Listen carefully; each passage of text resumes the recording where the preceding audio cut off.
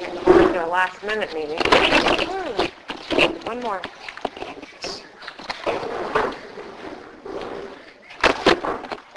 Somebody might smoke an electronic to try to help you quit. So strange. The recorder's back on, by the way. My bad. No, you can talk about whatever you want. I'm just letting you know. I'm turning the recorder back on. Yeah. I don't care what you're talking about.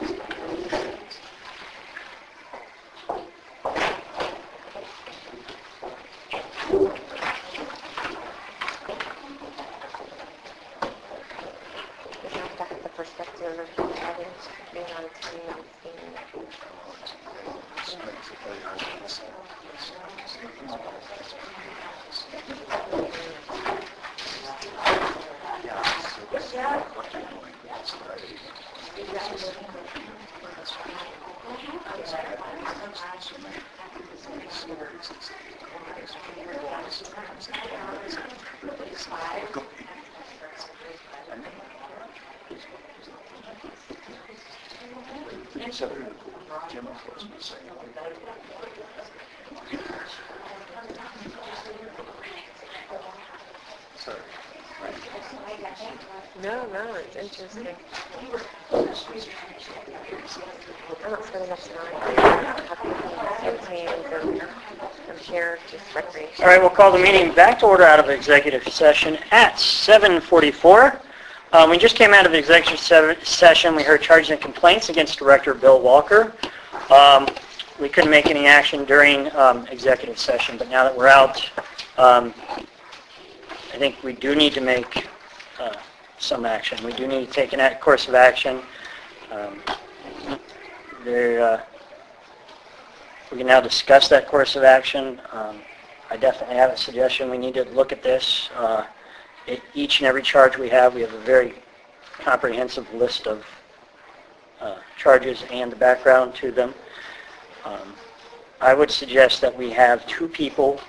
We actually form a subcommittee to report back to the whole commission and the public next month.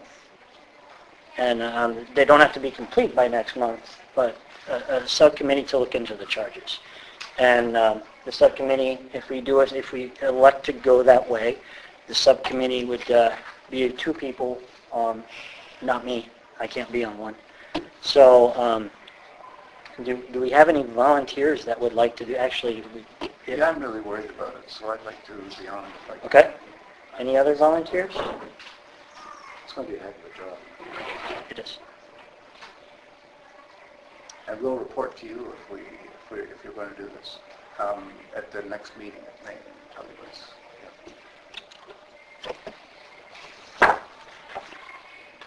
I'm inclined, although I wonder if it would be good to have someone who's been a part of this all the way back to June.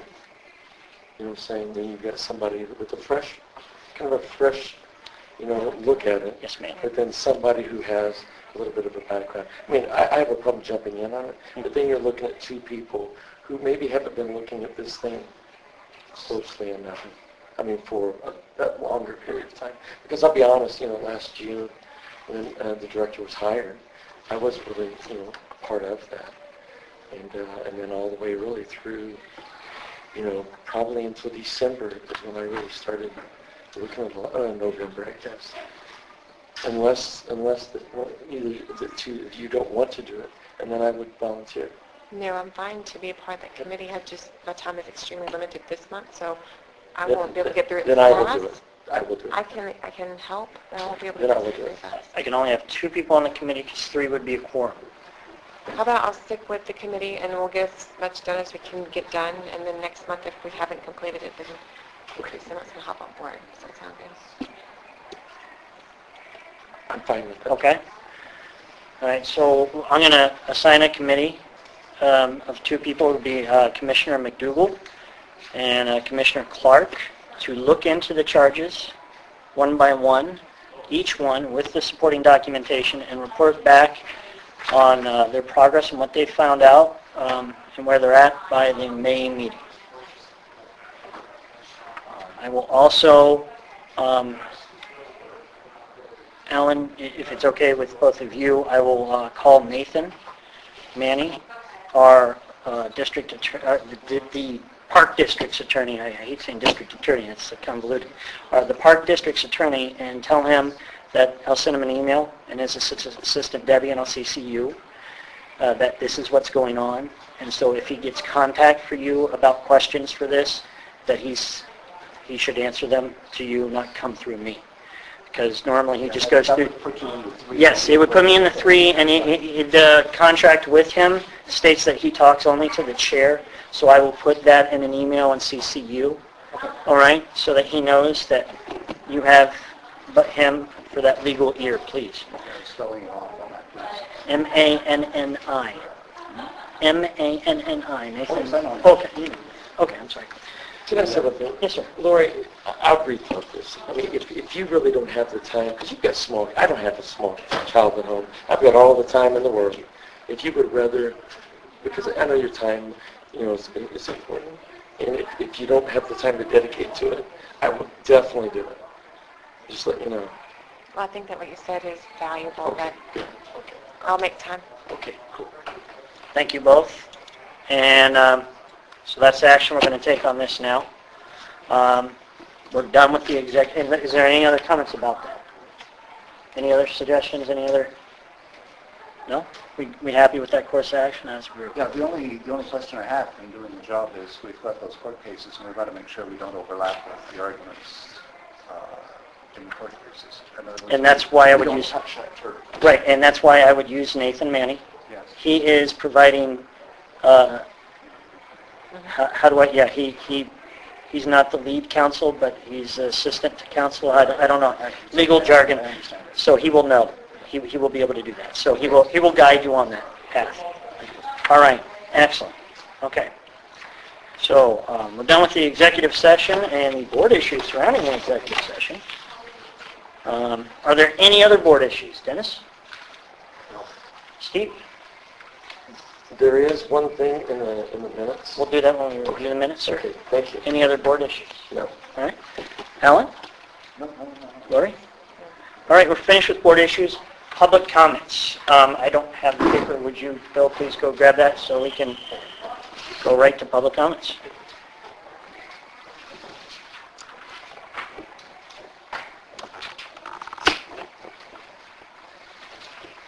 Yes, sir. All right, public comments.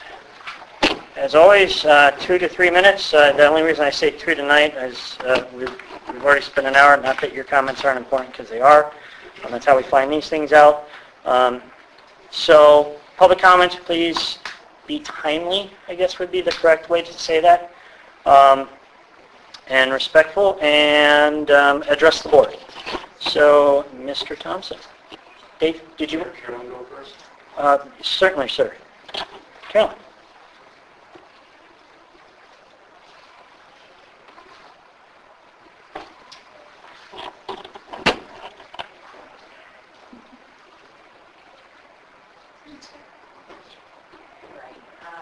I'm just trying to, yeah.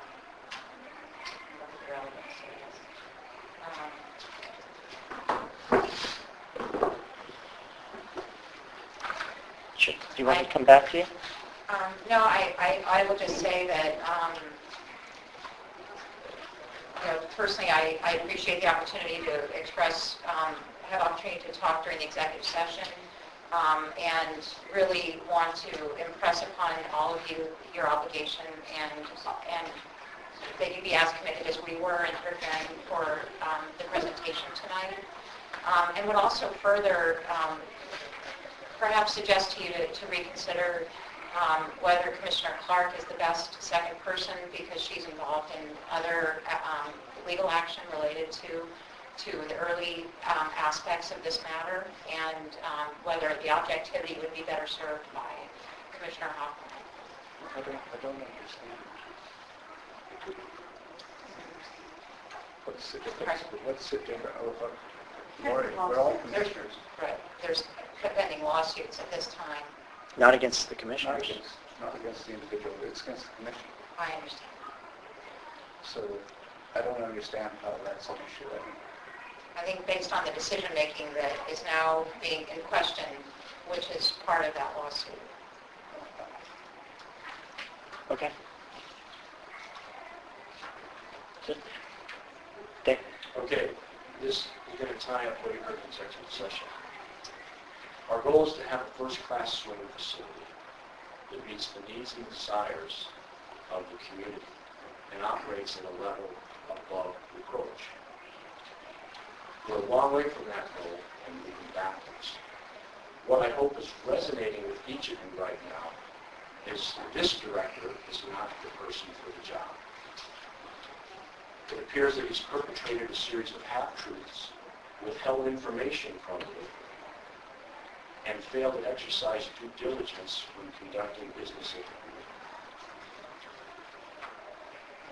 We believe that his transgressions rise to the level of misdemeanors, gross misdemeanors, and possibly a felony. These are serious charges, and the oath of office compels you to do a comprehensive investigation and take action. Some of these charges were brought before the board back in November. They were summarily dismissed under the leadership of the previous chairman. Since that time, things have only deteriorated. You've got 2 lawsuits pending against the district. Your legal bills are mounting, and your patronage is declining, all because of the recklessness and the disregard for the law of this director. Simple. That's it. Thank you, Dave. Jill? Oh, there you are. Come right in. Okay. So I have a question or a concern about a completely different item. One is that I understand that Director Walker is about to go on a vacation. And my question about the timing of that vacation or how that came about, I'm alarmed about it because we just got a new swim coach. And he's being left to oversee some responsibilities that are really the director's. Is he equipped to do that? Is he being abandoned when he's just starting out? We don't know this. It's a good question. We don't know him very well yet. And I'm also concerned about the swim meet that's coming up, that the director is leaving at the time that the swim meet that's been on the schedule for like a year is about to happen. And I just feel like it's really turmoil right now to be leaving at this time, and I'm concerned about the position that it leaves our new swim coach in. Bill is in the audience. Yeah, I don't know if you want to introduce himself. I will. I'll do 2 things. I'm going to Yeah, answer. I'm just- And there's some really valid questions. I'll address the first one about the timing of the vacation. We actually knew about the vacation when we hired him. It's his anniversary. He's going to Europe with his wife. So we knew about this. The timing is coincidental. So that was done back when he was hired. So the timing is coincidental. However, that being said, you bring up still some valid points. And what I'm doing is I'm going back to my emails, so please, I'm not being rude. I apologize. And they really need to make these things bigger.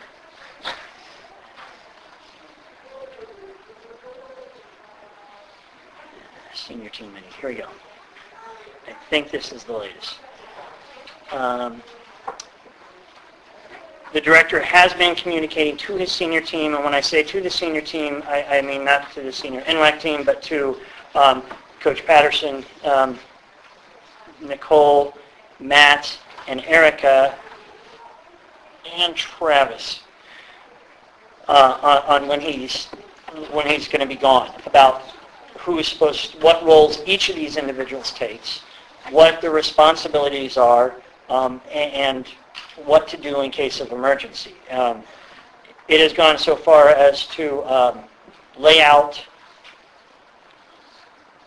here department head reports, and I'm just trying to breeze through this.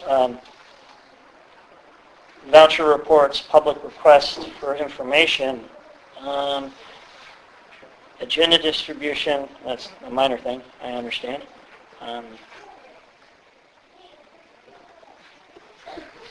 Summer pool schedules, the classes for Erica, all the meets coming up, he's talked about in here. And he shared this not just with, like, say Coach. He shared this with the entire senior staff. So there's transparency across the senior staff. So let's say if, Coach is out of town, gets a flat, calls Erica or Travis or Nicole, they know what's going on and they can come in and maybe not pick up at that level, but there will be a fallback. So there is some planning going on for this and has been since, when was this email written? This one's dated in April. So he started at the beginning of this month. So it wasn't last minute.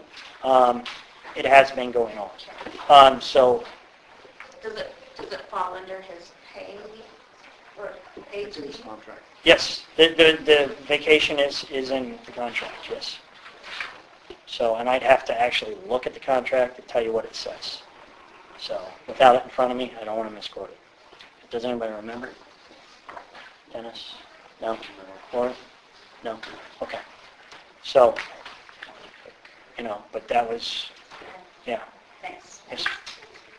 And for anybody that doesn't know, Coach is in the back, right there. If you haven't met him, that's our new coach, and he's definitely aware. Coach, do you have any? Are you comfortable with the meet coming up at the end of the month, or would you like to address that part of that question? Moving ahead well in the planning stages at this point. Okay. Thanks, Coach. Julie, is that all? Yes, thank you. Okay, thank you. Julie, Carolyn. Miss Cindy Huffer. It's just in the director's report, but I have a question about, and I guess I'd like to maybe list some information first, but this NWAC high school group, I'm very curious to, it says each member will be registered with USA Swimming. They're allowed to be here when the seniors are here, so it's $45 a month. So I pay $95 a month for my seniors, so I'm thinking I'm just going to switch her to this and get the same amount of practice and save $60 a month. And it's a proposal, from what I understand. Okay, I'm just curious. Yep, and it's a... Because there's yes, a ma'am. lot of kids, and I'm thinking, I'm very curious on how you can come to all the senior practices, not pay $95 a month, but you still get, and then I can see this, this is just my idea from looking at this proposal, is that we do this, and then these kids swim, and then they come in June, and they have these times, and they can swim at PNX, so now they're going to pay $15 more, and now they go to meets. So I'm just wondering how it treats the swimmers that are already established, that we're going to pay twice as much money for the same coaching. I'm very curious on it. That sounds like favoritism towards your Harbor High School student, in my opinion. I want... And that's just, I There you just go. have a question. I'm just very curious about that. We can't answer that. We haven't heard the proposal yet. So. Okay. Is that all, Cindy? Yeah. That's Okay, thank you. Miss Viggy? I donate my time to men. Okay. And I have questions about that high school issue as well, and we can wait for the proposal. However, I think that the high school, that whole thing speaks to a statement that the director made last month, which was, you hired me to make decisions, which is true on a day-to-day basis, but really his job is to implement the decisions you make. You make the policies, his job is to administer, and not to determine the mission and the policies of the district. And I think that's where we run into some of those problems. One of the things that I realize are things that are kind of on this agenda, but there are 3 items on this agenda that are here largely because the director got caught off guard. One is Public Records Act policy, which is because when I made a Public Records Act request, I can't say these words, the response was I have to run it by legal counsel, and I said, are you telling me you're out of compliance with the law? We don't have a policy, so that we're paying legal fees every time somebody makes a request. And I'm wondering if that's part of why our legal fees associated with Public Records Act are so high. I think it's also because we're still out of compliance with regard to archiving. So it's so difficult to find what we're supposed to find, and I think that's something that needs to get addressed. Same thing with the 80% reimbursement. You'll recall that at the budget meeting in November, that question of reimbursement came up. Some of the audience members tried to say something. They were shut down. They were chewed out by the chair later, told that the employee manual was not binding. They could do what they wanted to. A word was used for them that I'll refrain from using.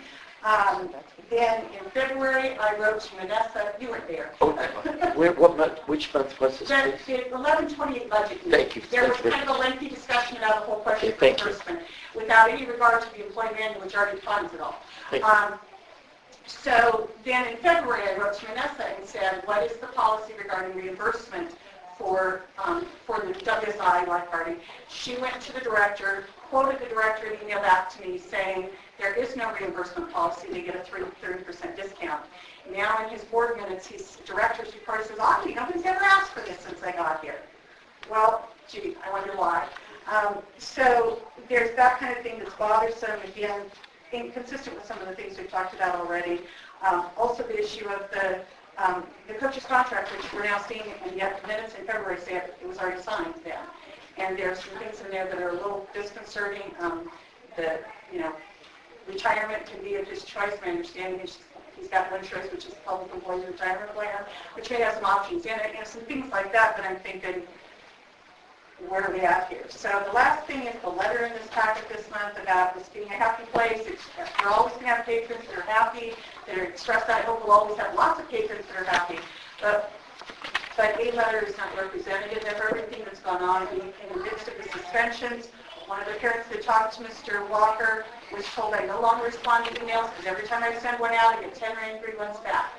So I think we just have to be careful about this whole truth in advertising thing. Remember that one statement does not cover all. So that's all. Oh, one last thing is I'm very concerned about the minutes. They've deteriorated into what I would call garbage. I don't know who's writing them, if they're being written by the director, but part of what's happening, and I think the questions about the lifeguarding and volunteering is a good example. When directives get left out, we have issues of failure of duty because you've told them to do something, it's not put in the minutes, and it doesn't get followed up on. I would like to address minutes during the minutes.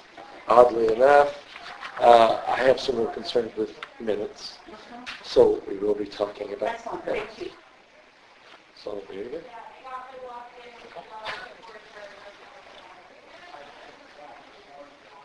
All right, that's it. We're on to minutes approval. There you go. Steve? All right, here's what I think about minutes. I went through 2.5 hours of sound. It was like, oh my God, 1 o'clock in the morning, you wake up at 5 and it's like, and it's still playing. And it's like, so I thought, so it came to the public comment section specifically. And how do you summarize what a person says and leave the meat in it?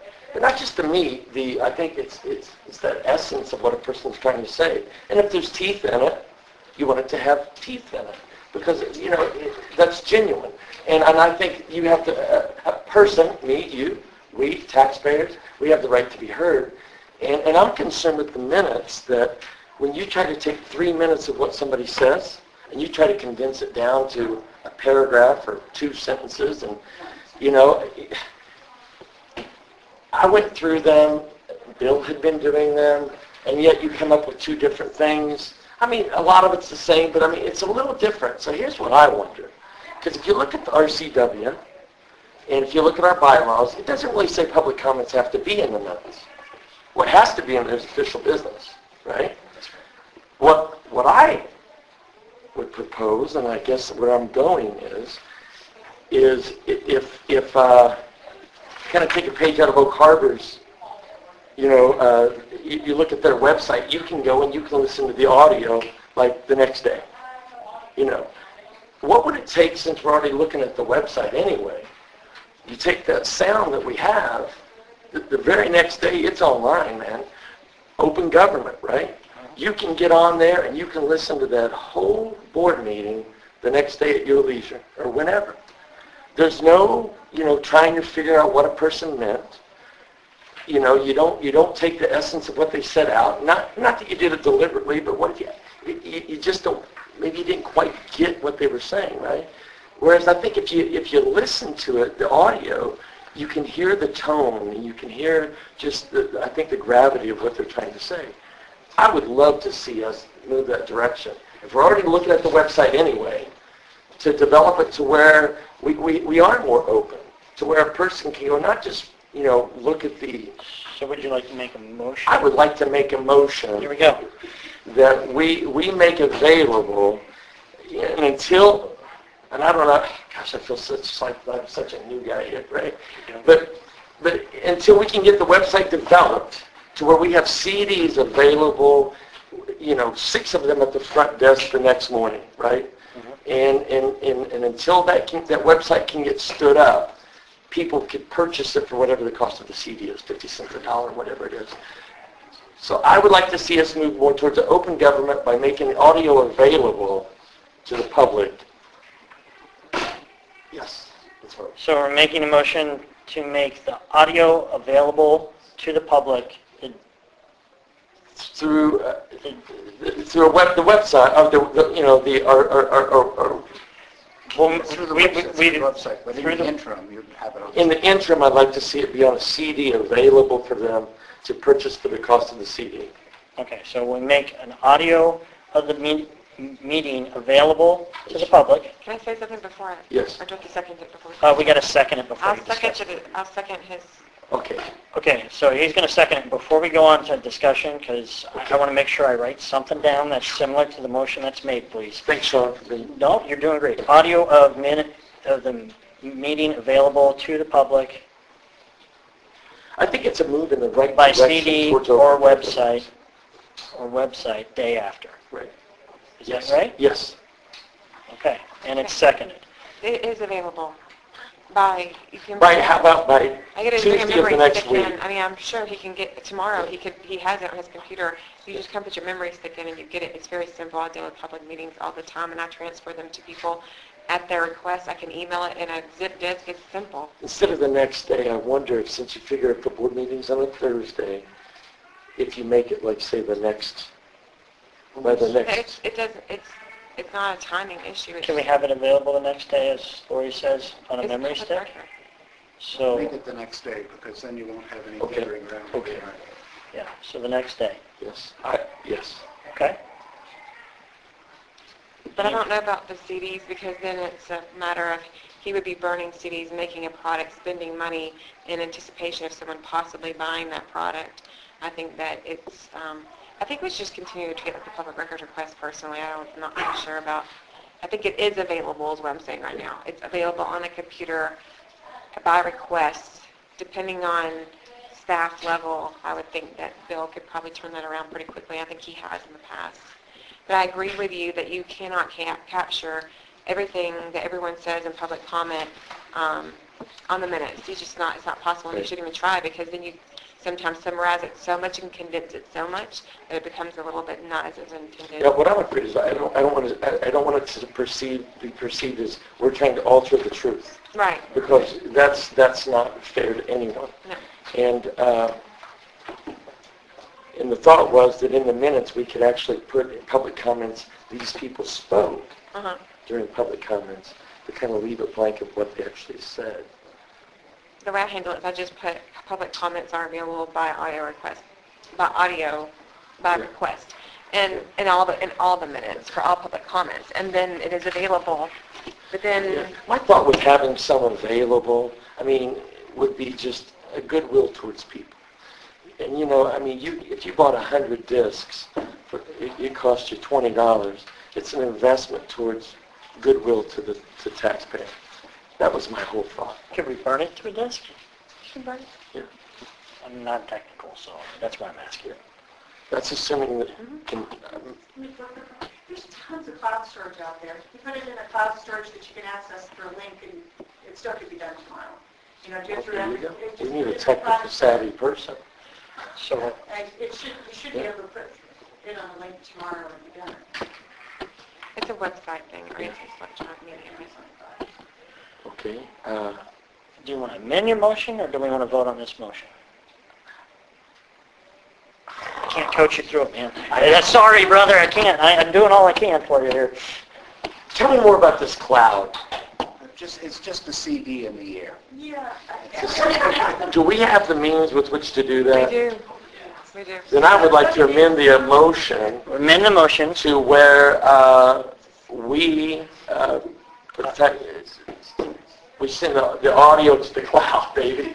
So we will make the board, we will make the audio of the meeting available to the public by cloud, by link, and that would be a link, wouldn't it? Just put an electronic link Electronic link, There you go. on the website. link, or website the day after the meeting. That's the amendment. Do I have a second to the amendment of the motion? Second by Dennis. Any other further discussion? No other further discussion. All in favor? Aye. All against? It passes unanimously. Now, back to minutes approval. Since I helped write the minutes, there is one thing I want to point out, if we could, please. And that is Commissioner Clark's third item here concerning the lawsuit. So let me find this if I could. Where the heck is it? Okay. It is a motion to delegate authority to the district director. That's the paragraph I'm looking at. Okay. There was one thing that in our, when we talked to the attorney, that I thought he said, in this sentence it says requiring regular litigation updates from the director, but Commissioner Clark said attorney. It was seconded. We voted on that, so I had to put it down as that. I believe it's supposed to be director. Is that true? I'd have to ask Helen. Okay. So, I have Let me homework. check my notes. The agreement, I think, was that the director was going to, Because it reads better too. I mean, it doesn't make much sense this way. but that the attorney was involved somewhere in the thing, but I think that was director. I think you're absolutely right, Steve. I think so. Mr. Chairman, Hmm? if I may, that may be the right wording, actually, with Okay. the implication being that I am supposed to take those updates that come from the attorney and pass them to the board.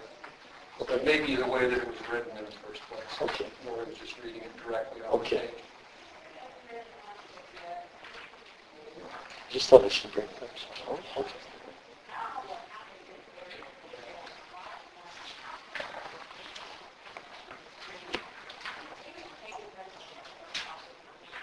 So what you're saying then is that we have direct contact with the attorney through Sean, and you'll report what you hear from the attorney. I have direct contact with the Yes, attorney, so- and I relay it to the commission. That's right, but Sean has it as well.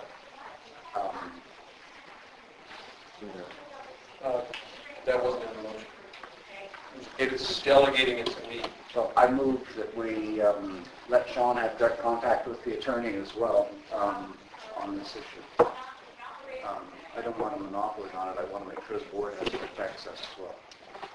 Okay, so we have a motion by Alan to include the chair The chair of the board. of the board, and the director That's right. as the regular litigation, so let's see, requiring regular litigation updates from the director and the chair to the board as seen appropriate on a requested basis Exactly. from the board. Yes, that's all. It's just to make sure that you're Okay. in the loop and it doesn't become absolutely controlled by one person. So director or the chair or and? And Director and the chair. Which would come up possibly, say, even, I mean, not even from that end, but when Bill was gone on vacation, for example. I mean, Okay. that end would be kind of, so. Can I get a second? Second, now we can say. Okay. Discuss. Yes. Okay, I'll discuss it. Yeah, Bill's on vacation. There you go. You always got a second. Thanks for helping me, man. That's what we're supposed to do. All right, perfect. Yeah, there's no handbook. All right. All right, so any other further discussion on that motion? All in favor? Aye. Aye. Motion passes. So we'll make that change in the minutes and add that motion. Any other changes to the minutes? my name's spelled an A-L-L-A-N on the end. It's not very important, but It's important to us, it's Alan. aggravating. Important to us. Good.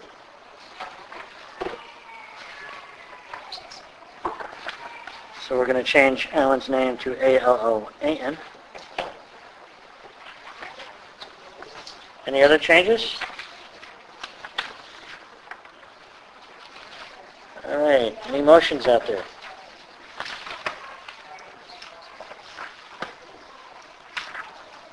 Make a motion to approve the minutes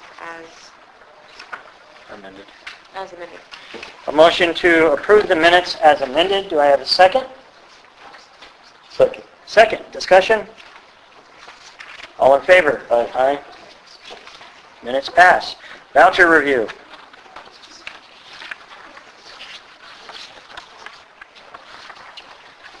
Discussion or questions?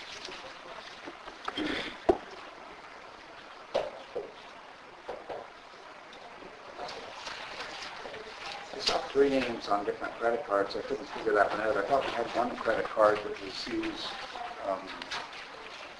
when we looked at the vouchers. I've got so much paper around here now that I'm getting a little confused. In the binder like this, see? Yeah. I made fun of me. Yeah. Were you asking questions? I was saying that I saw 3 names on credit cards for the district. Was it Vanessa, Matt, and Shelley. Yeah, Shelley? I thought you were the only one that could do it, and you, I couldn't understand what this was. I did the explanation on that possibly at a meeting before you took office. Do it again. Whidbey Island Bank prefers that we have a separate card for each person that's using the account. So I have one, Shelley has one, there's 4 here actually. I have one, Shelley has one, Matt has one, and Vanessa did have one. Hers has been cut up and discarded and will be deactivated. Erica will be getting one, and Coach Bill will be getting one. And the total limit is $10,000. It'll be on those 5 cards. So what it does, the benefit, and this is what Whidbey Island Bank wanted to do, was have the ability to tell what each person is charging on their own. There's a bonded, is there a bonded issue here? I'm pretty, because we only have we have 2 bonded employees. Well, what they didn't like was the way that we have been doing it, where there's one card for the district. And when people someone run out needs and to use buy it. something, here, take this down to Home Depot Yeah. and buy it. You know, that's way less control. So Whidbey Island Bank liked the control of actually doing it this way. And that was, I think, don't remember the month, I think it was November or December when And what did Endurus, have we run that through Endurus? it was verbal, yeah. But, Can we get something in writing from Endurus? Sure.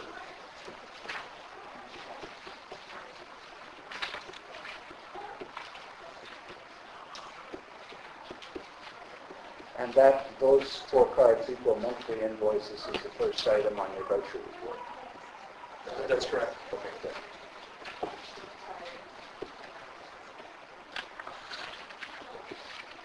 The only other question I have, Sean, is the BCP retirement. BCP retirement. That's the twice a month contribution. That's my payroll deduction at the employer match.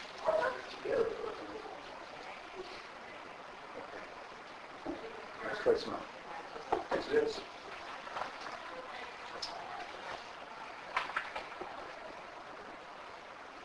PCP is a deferred comp plan.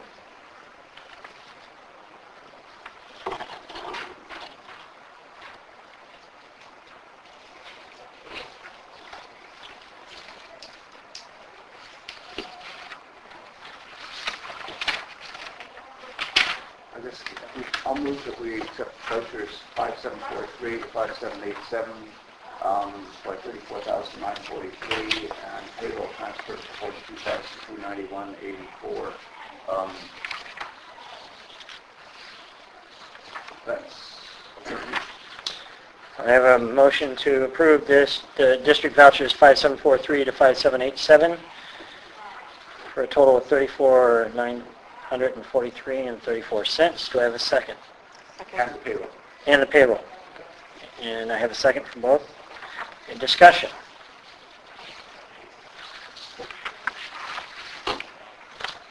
All in favor? Aye. Aye. Motion passes.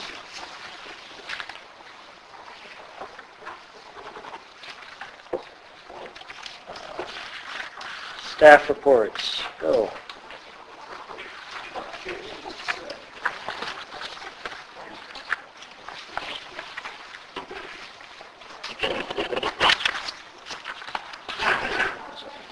Okay, I'm going to change the order of my stuff around, thank you. Okay. Because we have guests here, Megan and Curtis, I believe, are both back there, right? Okay. We wanted to talk about the running club. And I know that's on the agenda for whole business, but it was also part of our report that I wanted to talk about. So if we can do that now, that'd be all right. 'Cause Actually, then they can leave. we should have done that when we did agenda changes. But are there any objections to making that agenda change from the board? Letting them go so they can leave? Alan? No, I'm fine. No? All right. Okay, thanks.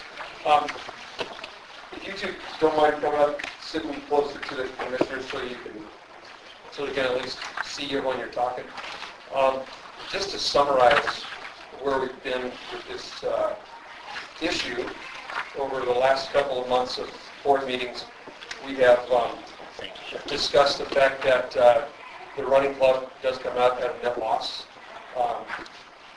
in that we are potentially providing a service to our patrons, to those dozen or so kids that are coming out and running with us, that another club in town actually provides. So we recognized that and looked at what we're going to do about that, tried to set a timeline on it, never really agreed on one, but we've taken some steps to see if we can differentiate ourselves as a club from what our Youth Fit is doing.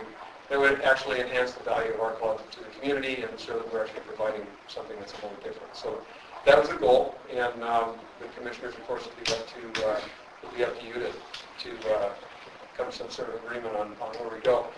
Just as an aside, I would like to recognize Megan, who did an incredible job in the marathon last Sunday. Came in second overall woman in the marathon and top group guy and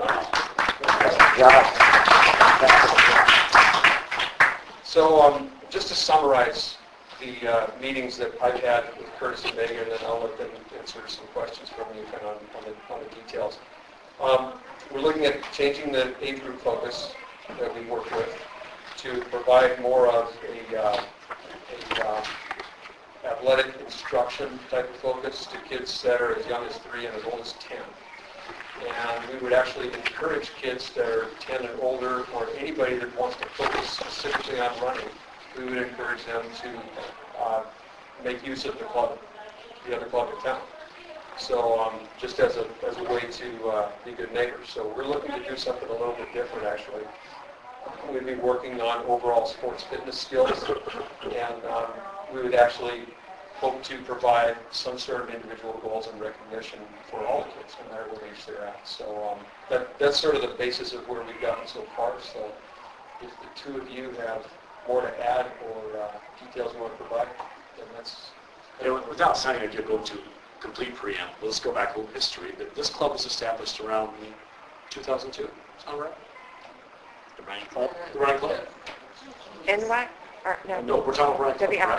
WRC? Running club was about 2002. Yeah, it was more like, it was about, 2009? yeah. Okay, so only 3 years old. I thought it was more like 10. I thought I had some paperwork in like 10 years old. But it's been around for a while. Yeah.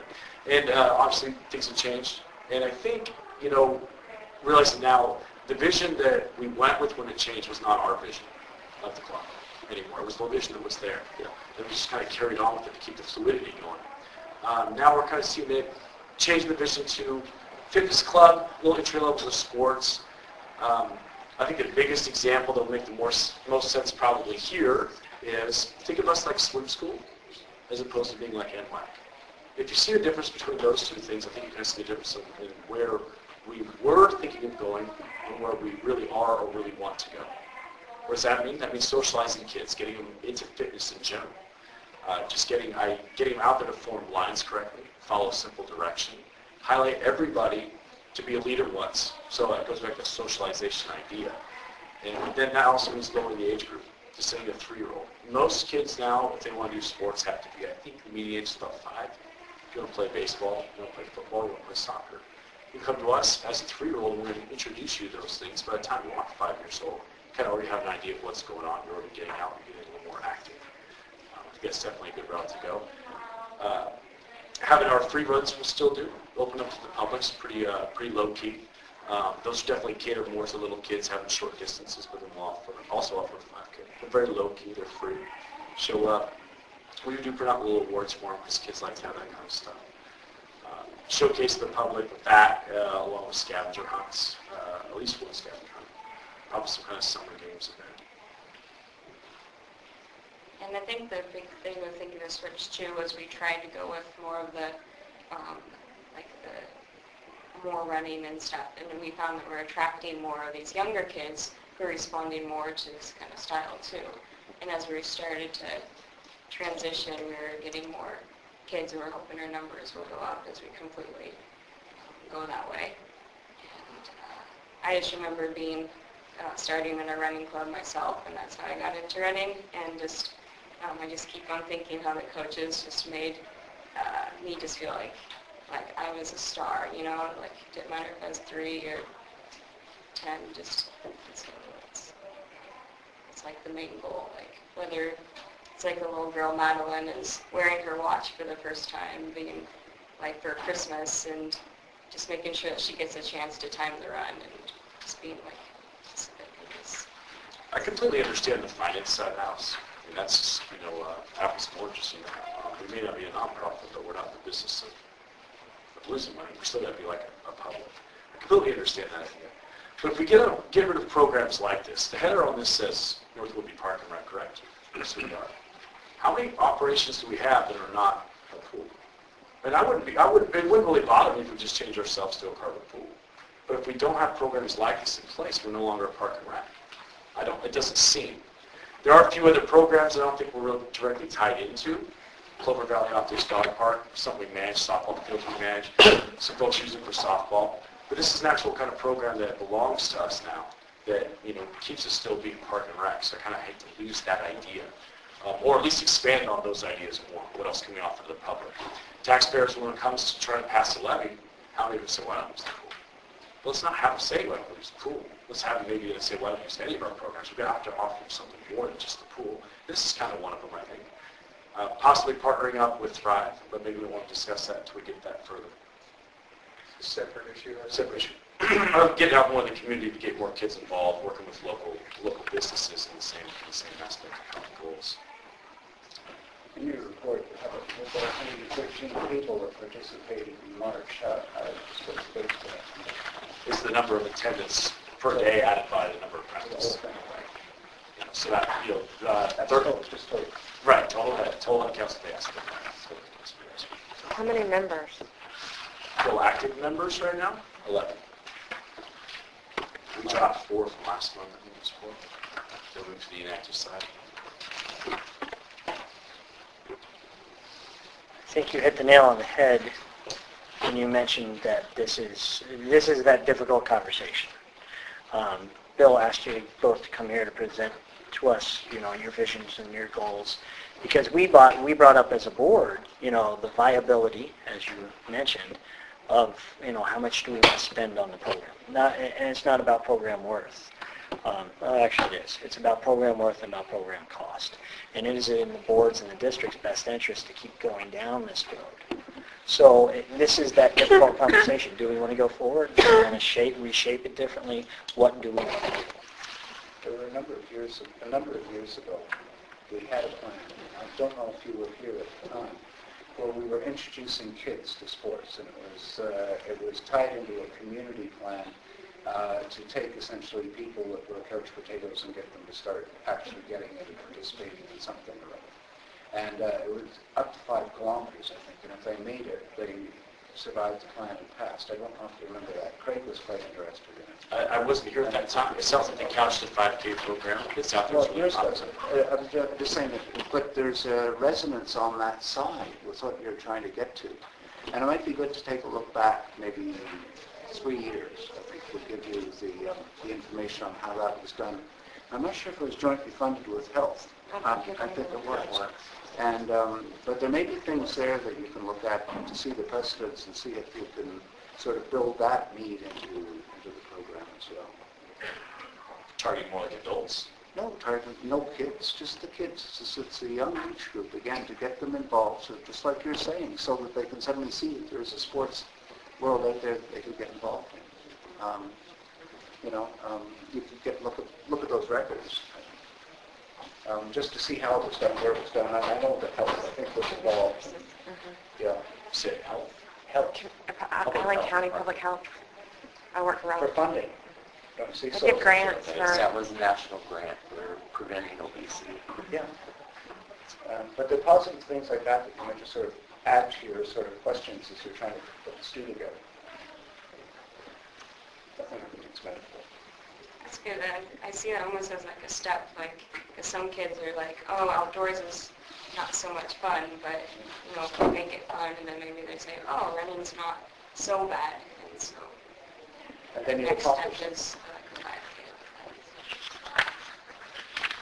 5K. So you're looking at age groups 3 through 10, pretty much? And 3 was for a reason that a lot of parents were saying that 4-year-olds were, Okay. it was 4 and up for other sports, and so it was really good to go to Okay. 3-year-olds. So just thinking, because, coach, young kids before, and how many kids would you be targeting per coach, and how are you going to break that up? It's really hard for one adult to watch more than, half a dozen kids. And as this thing grows, assuming that it does, what would be the plan that you would have to watch those small kids? Because like older kids, they definitely need more supervision. I mean, are you looking for volunteers? We'll step forward once it gets a lot larger to parental volunteers. Probably break it into groups. It's one day 3 to 6 or 7. Okay. Other day 8, 9, and 10, or something like that. So it'd be different days that would actually expand on either 2 more days a week or completely separate days. Okay. The schedule we follow now, I say we hadn't had a need to change because the numbers-wise was something that was put in place before Monday, Wednesday, Right. Friday. Keeping the fluidity of the old group, I felt was going to be the best to keep the group going. But with a lot of things going here, imagine if there was another pool in town, and NWAC had the opportunity to jump ship to that with what is happening with it. That's what happened. That's what we ran into. So we were going from 0. I personally going out there to like a fun environment to a certain degree, not so bad. One last question on the makeup of the group. If you have an autistic child, for example, that wants, do you feel equipped to be able to work with those families as well? I think so. Okay. I mean, I don't have any educational background, as far as degrees or anything of that degree other than actual working with it. Well, I actually have a thought on that, and I talked to Director Walker about this with Erica, with the concern that was brought up last week with special needs kids with swim instruction. And if I could put someone in contact with you, basically, that could kind of help educate you, like a crash course on, maybe somebody you could bounce off of if a kid were to, participate. If you had questions, teachers, some special ed teachers who can maybe work with you on that. Because I really see it as it grows. I think it sounds fun, That I could see some of these families who they're grasping for something, that maybe their child can't play an organized sports because they're a little bit afraid or whatever the case, that you guys could be that for them too, And I just, possibilities seems very, very That's what we found. I think you would agree on this recently. Our numbers, it sounds so much better when you say triple. Yeah. Which just means we kind of went from 3 to about 15 or maybe say triple.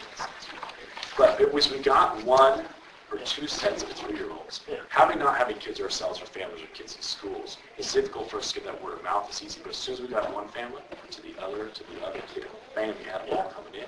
So that's what we're building on there too. I'm going to make a proposal, I'm sorry to cut you off, that I want you two to come back to the board and present to us. Okay? I would like you to break down the salary and the benefits that the district pays towards the program. Okay? Put your vision together for the group, the benefits for the district as a whole, okay, and the taxpayers we serve, and the makeup of your group, current and where you see it being, and how, what's your plan to get it there for the May meeting, okay? I want you two to put all that together and present it to us, because what we're tasked with is making sure that we as a district are promoting the programs that are in the best interest of the taxpayer. So does anybody else have anything? Agree with that? Sound good? All right. So can you guys do that by next month? Is that going to be enough time? Awesome. What were you going to say, Emily? Oh, I was just going to mention the weather. That's a big thing, especially with younger ones. And being outside. Starting to get better. And there you go. How are you going to deal with the weather in the future? Since you threw it out there, we'll throw that in there. How do you plan in the short and long term to deal with that next winter? You know? Okay? So think about that. All right? Can we do that? I look forward to seeing you guys' report. Anybody else have anything?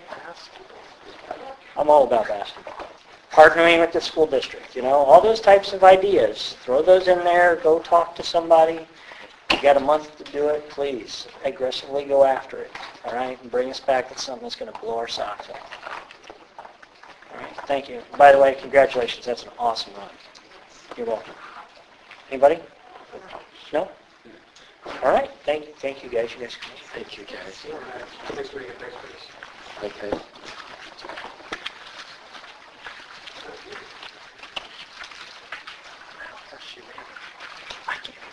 Megan, what was your time? I'm sorry, Bill. What's your time? Come on, you can brag. It's like 309. 3:08? 5 minutes off from world record. 3:08:35. Holy cow! Great run, young lady. That's awesome. There you go, man. Congratulations. Okay, I wanted to introduce Coach Bill Patterson. This is his first commission meeting. And I don't know, Bill, if you have some things you want to say introducing yourself, but then you and I get to present these two issues about the high school groups and about the returning seniors and present those to the commission. Is there anything you want to start out with?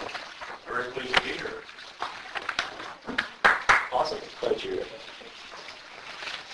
Okay, so you'll see in Bill's section of staff reports, which is the staff reports portion on Page 3, staff reports. Thank you, sir.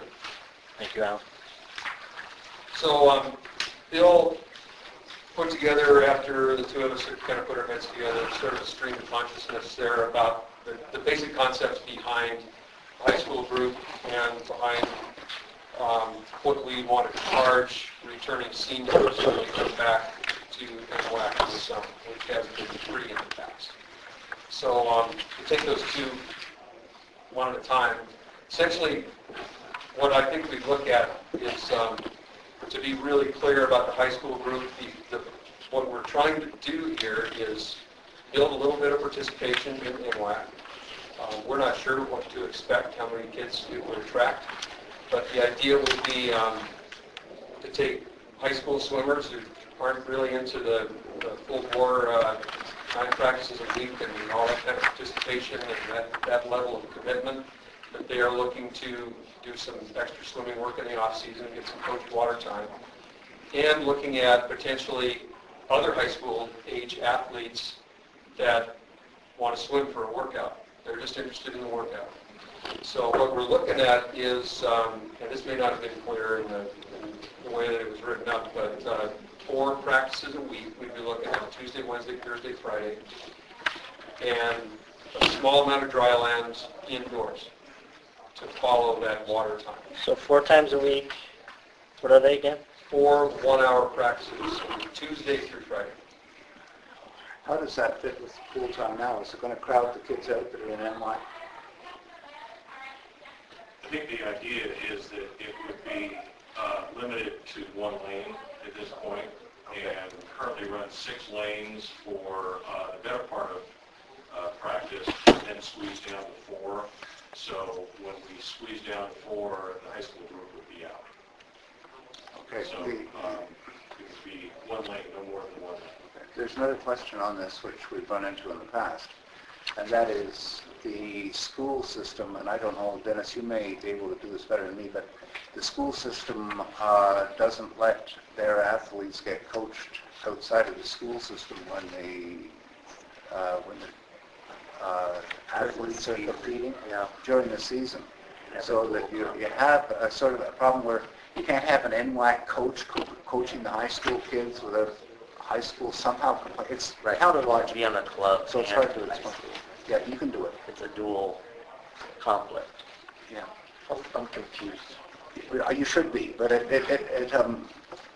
so that it means they can't integrate into an NWAC team without getting the high schools up. They've been doing this.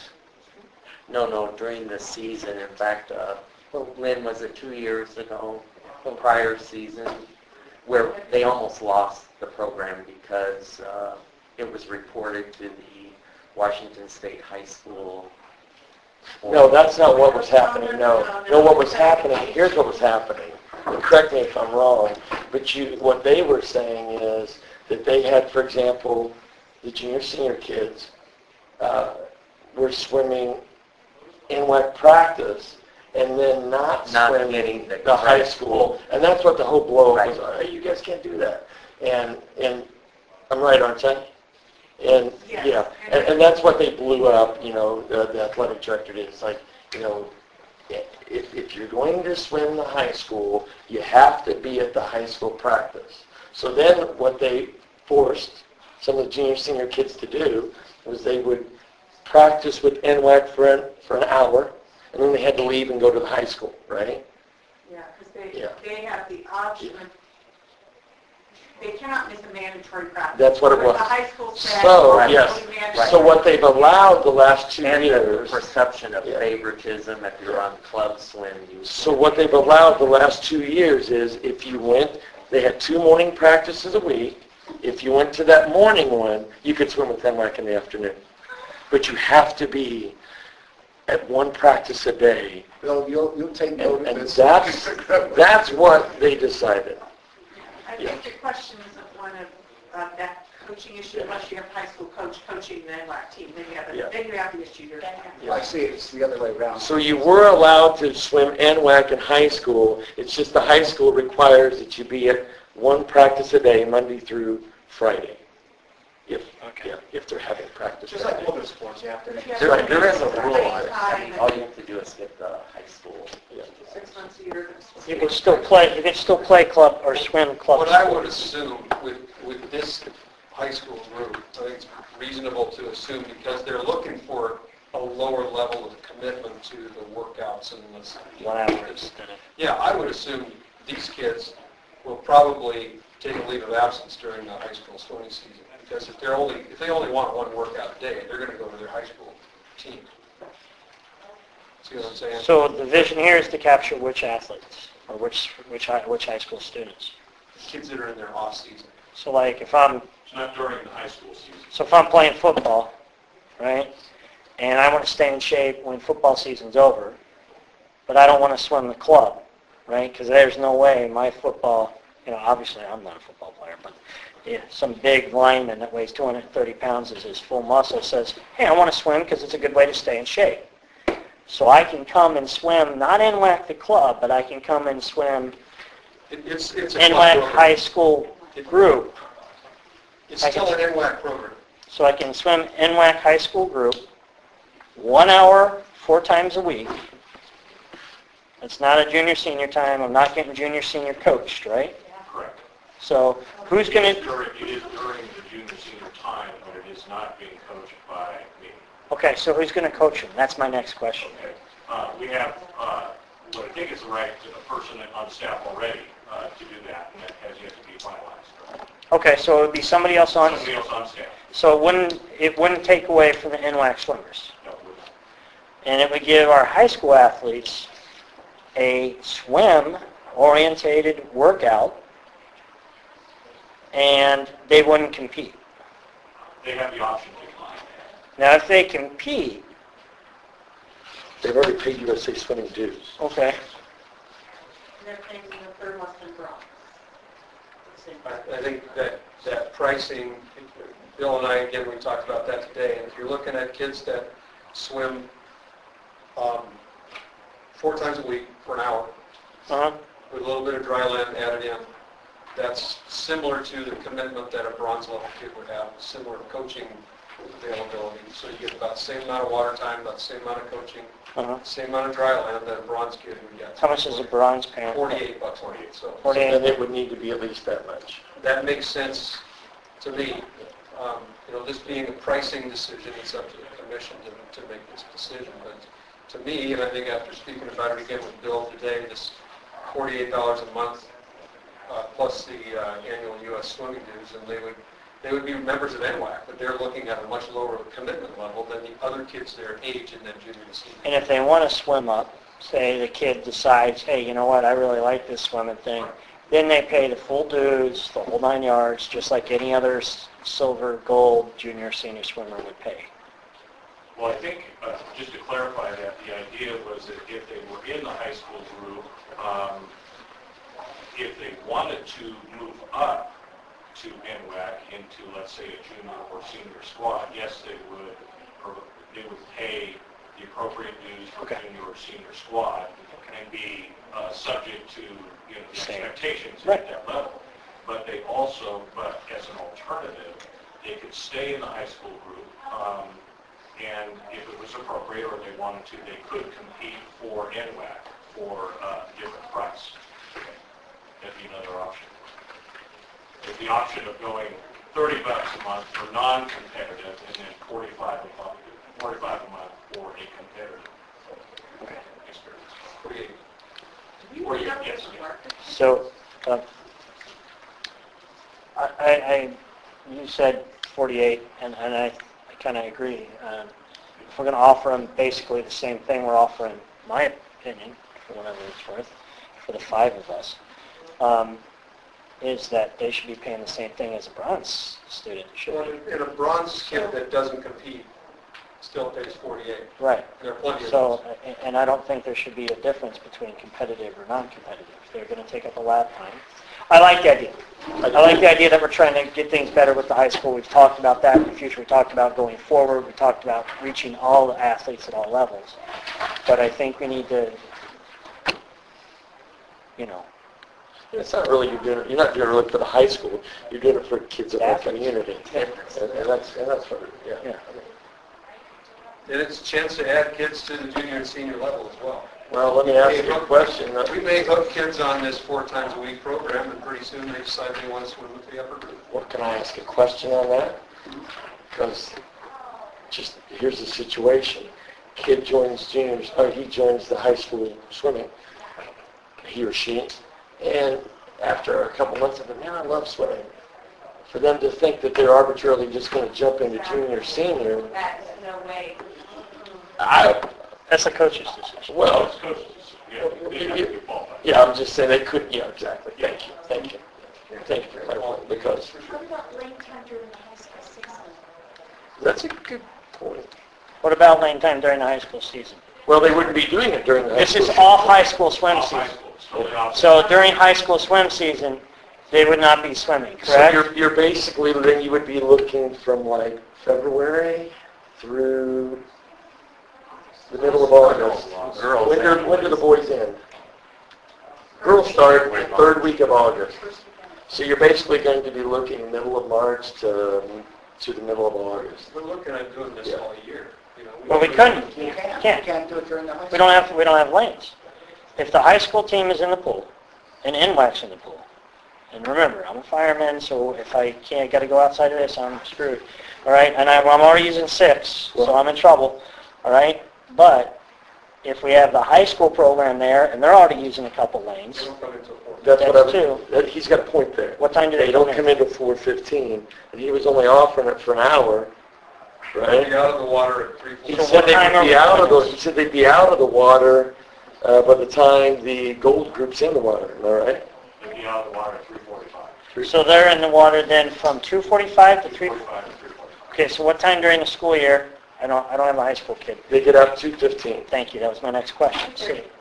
So 2:30, so they'd have 15 minutes to get here to swim, and they take up one lane, They keep, Not a- especially yeah. at 2:00. not Get out. not taking up the junior senior coach time.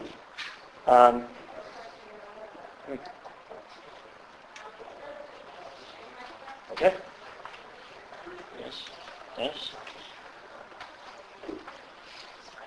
I need to see something clear, like a business plan, because this is, a lot of concepts have been kind of thrown out there, and I'm still not sure if I followed everything. When are you proposing to start things? Like as soon as possible. I think it's a great idea. I have a child that falls into that category, and he's been looking to get into swimming, but not. He doesn't feel like he's quite there to the swim team, and what we think about that is what it entails and the commitment. And he obviously is a runner, and we have a lot of family other things we have going on. So this might be that's open up to him that he might get to sample it basically and see if it's something that he may want to do. And it could be something that he would want to pursue. So I think it's a great idea. And then on off season, and right now while he's got an injury, he was in here swimming today.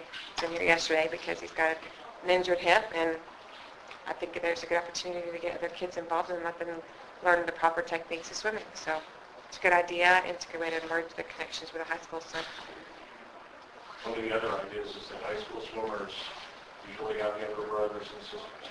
yeah, he has one of those too. I like the idea personally. I do. Al? I think it's good for Well, kids. I'm confused about some of the things, but it's now $48 and there's no $30. Is that right? It's- Yeah, that was Bill's write-up from a day or two ago, So- and I've discussed it since. But what I'm saying is that what you're planning, what you would do now is, when you're talking to us, is you take out the last sentence of that proposal, and you would change the 45 to 48. How do we feel, the five of us? I agree with Dennis, and we just told the health fitness folks to come back with a proposal next month. And I think this is a great way forward. We've talked about it. We're actually seeing something come to fruition on paper. But I'm with Dennis. I like to see stuff. That's the way I've got to do stuff when I propose new stuff. So I think that works best for almost all five of us up here. So, Coach, if you guys can put together something and a more proposal, more, give me some charts and some times, make it simple, kiss it for me, please. So, and bring that next month. I think that would be great. And then we can get into it. Okay. What it does is, if it looks good, it'll allow you to, since it's May, allow you to get it done before school's out, to get information out too, so. Yes, it will. So, good point. All right. Okay. The only, Good with that, folks? Okay. The next item I wanted to mention with Bill here, and again, since it involves fees and revenue and setting levels, we need commission approval on this. Historically, and obviously you haven't been here long enough to know exactly how far back this goes, but from what I can tell, at least in 2008, when kids are swimming in college and they come back and they want to join the NWAC practices, we've not been charging them to do that. So they come home from college, it's great to have them back.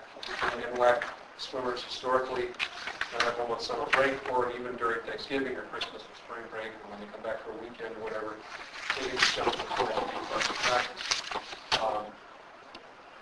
I feel like this is putting a burden on the taxpayers, and it's allowing kids a benefit that they're not paying for. So, and Bill's written up some proposals here, and again, he and I were discussing it today, maybe the right way to do this is in conjunction with what Chairman Merrill mentioned when we were talking about we had this conversation at the budget meeting in November last year, and the decision at that time was to sort of table the issue until a new coach gets here. I think what makes sense is to set a fee for the 9 months that go from September 1 till the end of May, and say if you want to come back from college and swim during any of that amount of time, any or all of that amount of time, it costs this much money. Probably a fee like $100 for the whole 9 months. You have to be USA Swimming registered in order to be in the water with our team for practice. So that's another $64 a year.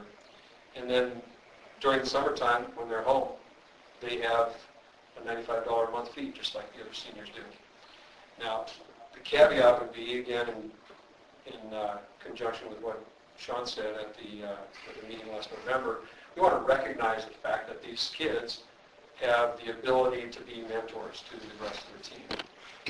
And Coach Bill, and under this idea, Coach Bill would, during the summer, set a plan and a schedule for the kids that fit into that group and would hold them to it so that they perform X number of hours during that month for mentoring, for assistant coaching or peer coaching purposes.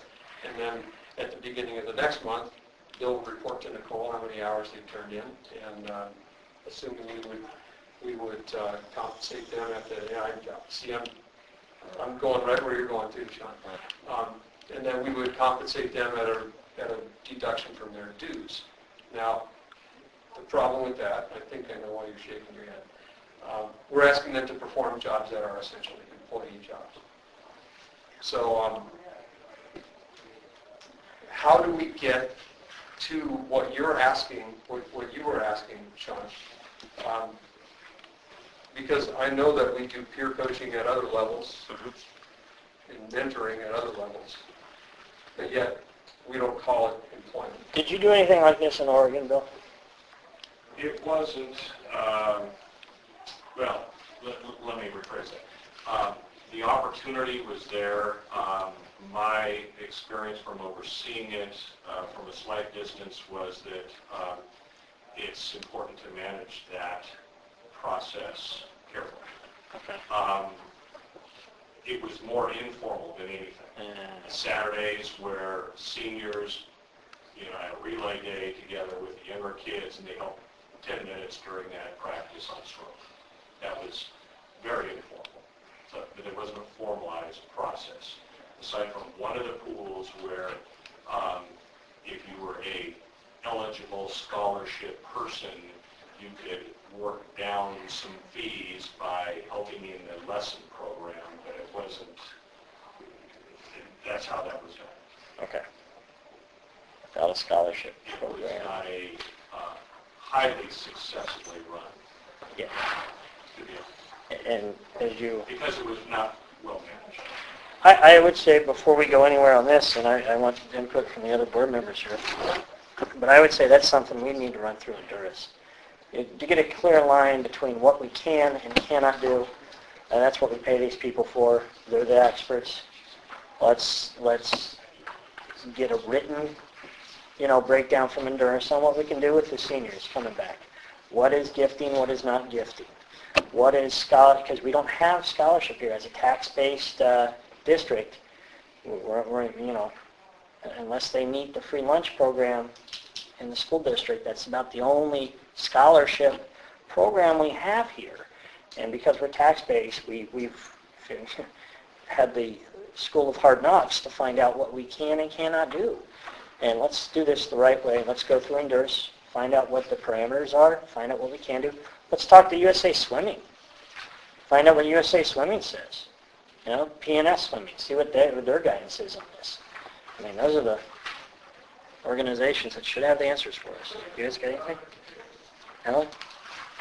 Dennis? My experience on that goes back about 15 years, so I don't know what's changed in the meantime, but Let's find out. PNS and USA Swimming were adamant that everybody's a legal member of the team and you have to be paying your dues. Okay. So Let's get That was- let's get it that in was a writing file from everybody, held and that may make this a lot easier. Right, but if Honduras says, hey, we can use them as assistant coaches and deduct their dues, if they tell us that, if MRSC tells us that, then great.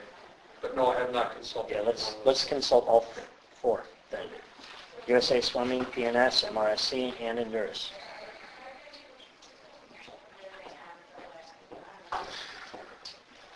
Thank you. Good ideas. Thank you. All right. Do you have anything else you want to add, Coach Bill? Okay, thanks. All right. A few other things I want to mention. I will not forget our employee of the month, this month anyway, Travis Stanford. He was nominated actually by 3 people, and I will, as always, read his citation into the record here. Travis was nominated by athlete and coach Kelsey Boat. She said, I think Travis went above and beyond last month. He stepped up to cover all the junior and senior NWAC practices since Steve left, even during spring break, and has been doing a continually great job. He puts a lot of time and pride into us. Then Erica Miller chimed in. She said, I'd like to nominate Travis for Employee of the Month. Without his help and training, I'd still be struggling. He's been able to give me feedback on aquatic staff I don't know well yet. He's been able to help me out when choosing which people pair well together on shifts while I'm still getting to know everyone. He's stepped up and acted like a supervisor when needed, and I feel I've really got an assistant aquatic director who is helpful and trustworthy. So Travis gets a certificate on the wall and gets his $20 big 5-year certificate. So congrats to Travis.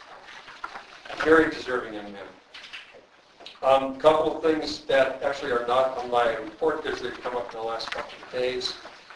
One is I've actually spoken to a contract provider of website services. I was hoping that our volunteer would be able to help out with it.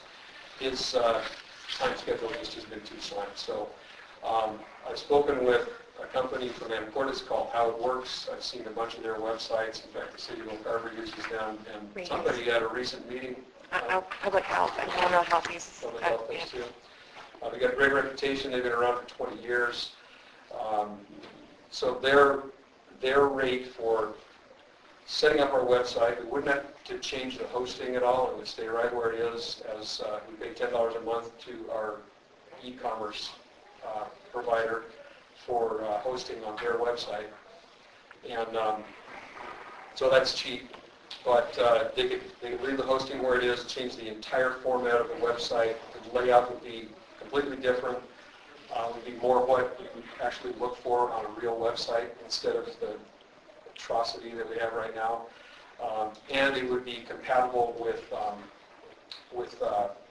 mobile devices as well. So that's one of their expertise. That change, which would allow us the expertise, it's still a WordPress site, so it would still allow us the expertise to be able to load content into it, and there's no ongoing charge beyond this unless we have to ask them to redo the entire format of the site again, which means it's portable. Once we've dealt with them, we can take that site, and if we don't like what they're doing, 2 years from now, we can move on to somebody else. I know that one of the problems we had with our previous website to this one was we couldn't do anything to it because the last webmaster left employment, wouldn't help with it. So that having some sort of an open source format like WordPress is really important, where the next person, whoever it is that takes it over later, has a well-known, easily functioning system. So the $1,200 to $1,400 or thereabouts dollars that they would charge to set this up for us is not in the budget. I'm not prepared to make an agreement with them, A, until I know more about what they can do and they give me more details, and B, until the commission at least gives me some sort of guidance on whether that kind of money is available, at least in some sort of a budget exception, because it's not there in the budget for us. So that's Interesting to hear about it next month. Pardon? Be interesting to hear about it next month. Okay. If we break down the cost. Okay. Can we get maybe more than one quote? It's always good to get at least 2 to 3. Yeah. That would be That awesome. was part of why I'm certainly not ready to jump on them right now. Yeah, I think 2 to 3 quotes. If we're going to take a mid-year out, we need to look at it and if you can bring numbers too. Sure. That would be great. Yep. Thank you. Well, and based on my schedule, this may not happen. Till June. Obviously, yeah. Well, if we're looking at making some sort of approval on it in May, I'll do everything I can to get everything together by the end of next week. And just get that to you, and then you can discuss it if we need. Okay? Another item that I really didn't want to talk about publicly because it's been in discussions with the auditor investigator. But I was speaking with her this week, and at least I want to go over this. NWAC bank account at Ruby Island Bank that was an issue in contacting the auditor in the first place last November. On November 1st, it had $16,000 in it, and as right now it has $10,000 or thereabouts, and there's some change one way or the other in both of those numbers. The only thing that money has been spent on, and this was in agreement with the investigator, the only thing that money has been spent on is meat entry fees for NWAC. So every meat entry that we've done has been paid out of that account. Nothing else? Nothing else, right. So that was approved by the auditor, and there are 2 reasons. Number one was I had received approval from the commission, I believe it was at the November meeting, to open a bank account that would serve this function. We would be able to write checks immediately, send the receipt to the county, and get reimbursed. Essentially a petty cash fund, but it would be a checking account. The auditor investigator advised me not to open that account yet and to continue using this NWAC account just for meat fees only. So that's the only thing that's been written out of it. And she also had the directive that there needs to be, if she needed to take a look at that account, it's much easier to deal with the bank when the account's still open than if it's closed. So she wanted me to leave it open. I've done that. The reason I bring this up now is that I've written an email to the investigator basically describing how we're going to account for these funds. And once I get the reply from her that this all makes sense, then I'll implement this, which I would assume will be in the next day or 2. That's $16,000. It's in that account. I will create in the district's QuickBooks function, I'll create a new bank account. I'll enter whatever the balance was as of November 1st, $16,000 and change. To balance that, I'll create a liability account called NWAC suspense account, because we don't know the source of that $16,000. It's potentially meat fees paid by families, it's potentially dues paid by families, it's potentially fundraising dollars. I get the feeling that it's probably mostly fundraising dollars. But since we don't know where it came from, we can't allocate it to a revenue account within the district. So it's not revenue until we identify what it was. And we will hold that $16,000 and some thousand in suspense until we know where it's supposed to be allocated. So those are 2 accounts that I will create, and they will balance one another. We'll hold 16, not 10, but 16. Right. Now this is where my accounting knowledge is fine, but my ability to explain it might slip a little bit. But that 16 on the liability side will stay 16 while we account for all of those meat entry payments. The liability stays at 16, but that bank account actually gets ticked down to 10,000.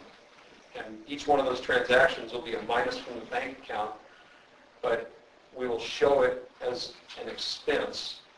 Well, actually, excuse me, we won't show it as an expense. We'll show it as a detraction from revenue, because all those dollars that are coming in now in swim team family payments to the district, they're all counted as coaching fees or dues. when in reality, some of those dollars are meat fees being paid by the families. And they go into Team Unify, and you can see in Team Unify that how much is which. But when that money gets paid to the district, it goes into QuickBooks without distinguishing one or the other because the cashier can't tell the difference. Cashier can't tell what it is. So, in other words, if we get $10,000 in from NWAC families this month, and we send out two checks, let's say totaling $1,000 for meat fees, then the this month's P&L would show $10,000 in dues revenue, and then right underneath that there would be a line that says net meat fee expense, $1,000, and then right below that it would say net or total dues revenue, $9,000. So that's how we would account for it. And I need to make sure that the auditor is okay with us doing it this way. And it sort of integrates, it's the only way we can think of to integrate what we see on Team Unify and what we see in QuickBooks. What's endurance also? Yeah, I suppose Endurance would need to know as well. So, yeah. Go to, I got a list for Endurance. We pay them. That's what they're there for. Yeah, boy, do we. So that's how I intend to set this up. A bank account and a suspense account and a new net expense under revenue line.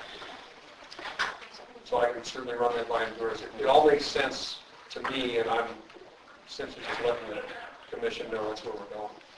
So, questions on that at all? Okay. Let's see here. As you now know, there is a reimbursement policy in our handbook, and I'm going to communicate that to the staff. And without having a whole lot of response or knowledge of who's going to respond to that, I'm kind of jumping around in my report. I apologize. Where I am right now, I think is on the first page of the first paragraph. Top of page 1.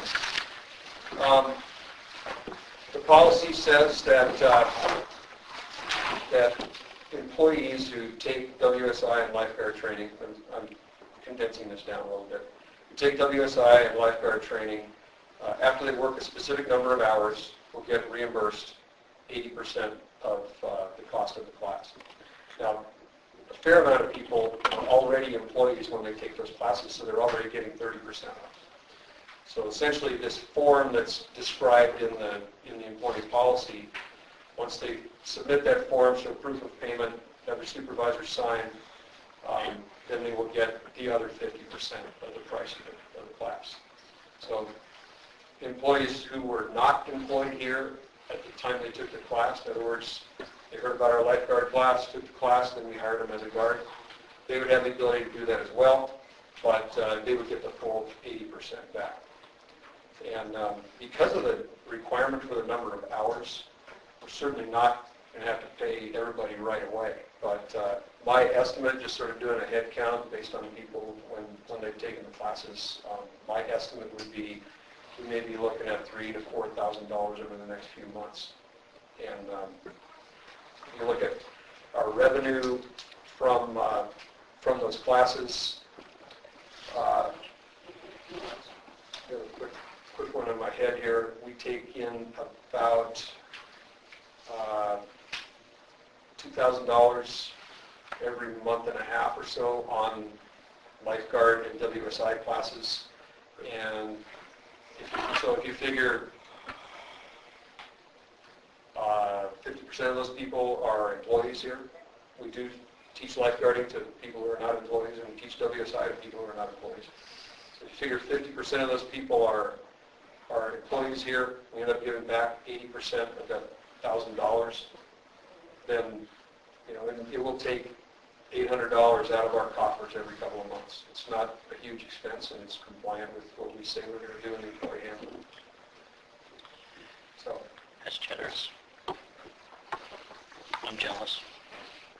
Nobody pays for my Well, city use. you know, when we pay minimum wage to a lifeguard, Yeah. you know, it's a great move. I think it is too. We might want to, and you know, we're going to go obviously with the policy that's in there now. Yeah. At some point, we might want to look at that policy and what we're doing for instructors. Because it's my understanding that sometime about a year ago, just before I came here, the commission decided to raise the hourly rate and restructure the basis for certified, WSI certified instructors. They're now making $16 an hour. Now they only come in and work a 2 or 2.5 hour shift, so they don't, you know, it's not like they come in and make a bunch of money. But that might be something that we want to take a look at that policy in light of instructors actually getting that higher wage, and whether that's something that we want to continue doing. But that's not for this meeting right now. We'll decide to do so. So, questions? Can I move on? There was in your earlier report, which got changed, I guess, in the middle of the day, you took out this Public Records Act stuff. Mm-hmm. Could I suggest if you're going on holidays that you forget the whole thing? Okay. I'm sorry, can you what now? Just take the policy on public records off your agenda until you come back sometime. Okay? Sure. I still do intend to take that document, and the document is on the website, and I believe I sent it out in my first batch of reports. Nathan has suggested that I run that by MRSC, Yeah, well, which I will still plan to do, but it won't be on next month's agenda. That's good. That's good. Or the one after, maybe. It's important that we do draft this policy, but that's up to the commission. Turning the place into Fort Knox rather than into the Public Disclosure Act is one that's attempting to have records findable so that the public can get access to them. And what you're doing is you're turning it into something or other which is controlled, as if it was the government, some big ministry out there. This is a community pool, essentially, with programs for recreation. And we have a community that's involved in it, you know. Mm-hmm. I mean, it's just low priority. So do the other stuff, and we'll worry about it. Okay, just by way of explanation, the RCW, I read the RCW. right, there's the one piece in there that requires us to have this policy. We have a policy. The policy is open access. We've had it for years. So That's if you had wrote that down, that'd be good. there's a commission resolution, or, I mean, it has I don't know if there's a resolution. I have to Okay. go back to see the great, but we could make a resolution. I don't think it would help the possible productivity of your project. Well, just put it off until later. What I find confusing about it is that you have a law with which, and I think we're on the same page here. We have a law that you're supposed to comply with, and then part of that law is you're supposed to have a policy that says that you're going to comply with the law. So what it's supposed to include is who's the point of contact and what are the procedures by which you're going to follow the law. So Do we meet the RCW? to my understanding, right now, no, we don't. Okay. And that's why it's a concern. It's designed so At this people can point. find documents, Right. but it's crafted. The one you gave us was crafted to make people go through a set of processes which make it a hoop to get to documents. So why don't we deal with that Yeah. then between now and That's next what I month? thought that- Let's well- look at this. So we will take up the issue of the RCW 42.56, the Public Records Act, in regards to that the district has no known policy in regards to such. Or we can't find, or we don't know. We have an open policy. Do you remember that? Yeah. with Okay. Greg. It's not in the list of commission resolutions, which goes back to 91, I think. Something like that, 100 years, yeah. They may not have made it a resolution. I don't know. Okay. You know, But in the past, the practice has been, just open access. People could come in and they could ask, and yes, the director was the one that usually knew where the records were, but if there was a secretary in there, the secretary, okay. you know, what's there to hide?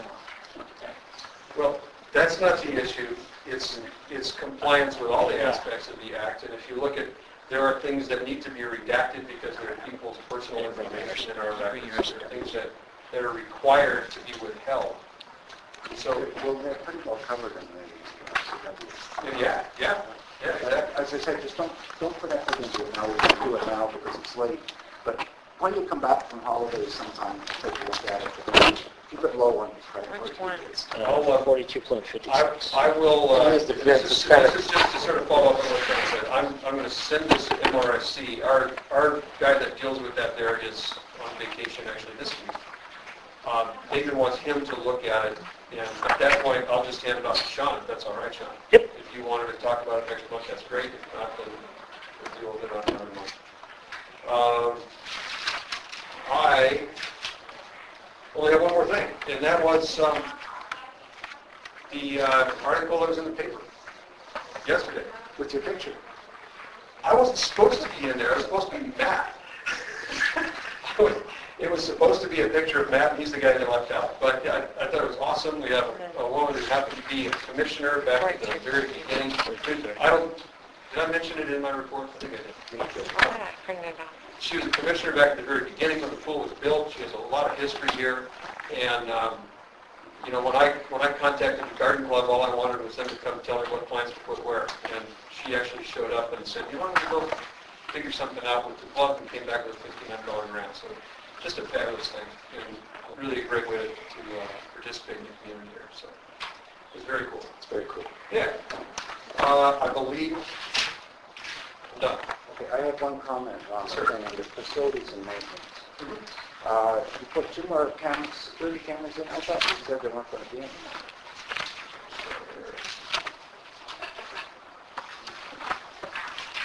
The last thing on page 6.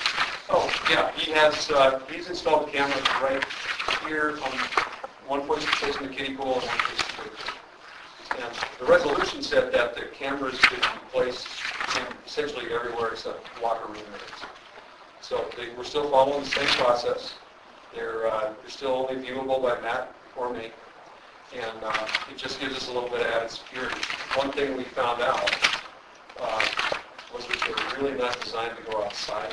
So the other 3 cameras that we still have, we had planned we were going to add those, and one would be on the outer wall right here, facing that entryway, and one in each of the 2 courtyard areas. Why don't we save money and use it on the website and not get any more cameras? Well, yeah, we're not going to, because those don't go outside. Well, don't put them inside because you got them. Enough's enough. Yeah. We would need, actually, if we installed these other 2 cameras, we'd need more power and longer cords, and, you know, I think we're pretty much done with that. No, it's good. Anybody got any other comments, questions for the director? I just want to say one thing, quick observation on the swim program, your swim instruction. A lot of comments on the grass starts over. Because it came in, I was listening to parents, a lot of it professional, it's easy to identify who the instructors were, and a lot of parents thought that was kind of cool, so.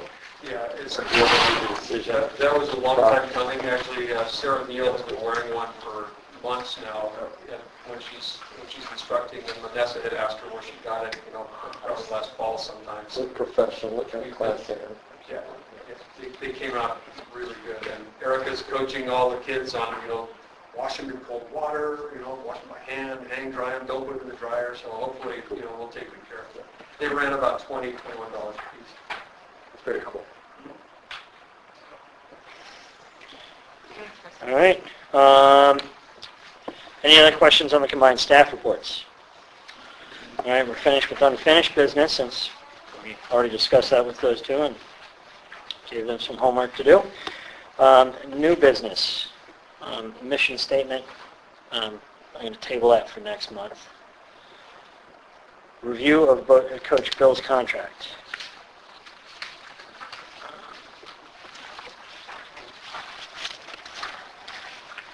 Since you're here, Bill, are you happy with it or not? Yeah, Okay. You happy with it? I am too. There's got to be a way we can find an estimate. Just some history on this. The real salient things in here were all there because they fit the budget that was approved last fall. The legal jargon and the way that some of these paragraphs are done, explaining benefits and and that kind of thing was all rewritten and edited by Nathan. He's got a typo in paragraph P. Well, that must not have been Nathan. You must have not reviewed that. Which was the typo? It's of the employer, it should be and shall not be divulged, although this is a funny paragraph on confidential information, saying that you can't tell anything about what happens here. Makes it sound a little strange. It's paragraph P is, there's the heading and then 1, 2, 3, 4, 5. It's the first word in the second line. No, yeah. So it should be an and.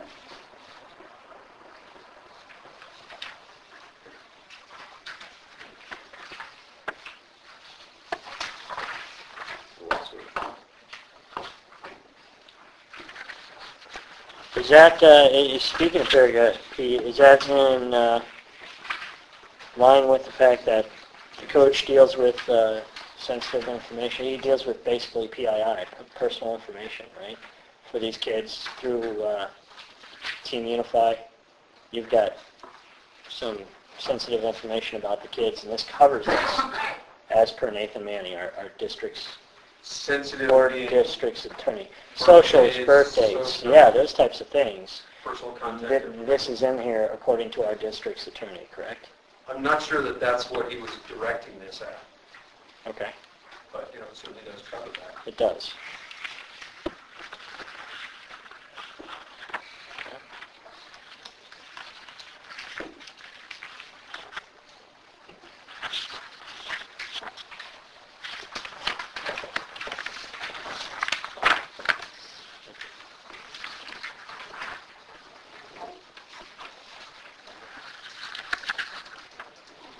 What you want us to do is the contract, you want us to, it's done, both parties seem to be happy with it. Yeah, I know. It's been signed already. Yes. But in the future, they'll come here first. Yeah, we agreed that in the future, all contracts, to include the directors, as we did last time, will be reviewed by the board prior to being signed. So, and you're happy, right, Coach? There you go. All right. You have a resolution to approve it now and let this factor just leave it. We could definitely make a resolution. I guess I would approve the contract with, for the head coach. Make a motion to, Yeah, I move for so we have a motion to approve the contract for the new head coach, as is. Do I have a second? Second. Second. Do I have any discussion? Steve? Sorry. Alan? question. No, I'm just calling the question. Okay. All right. All in favor? Aye. All right. Motion passed. Long and short-term planning. I would like to get into the weeds in this in June, since you're going to be gone next month.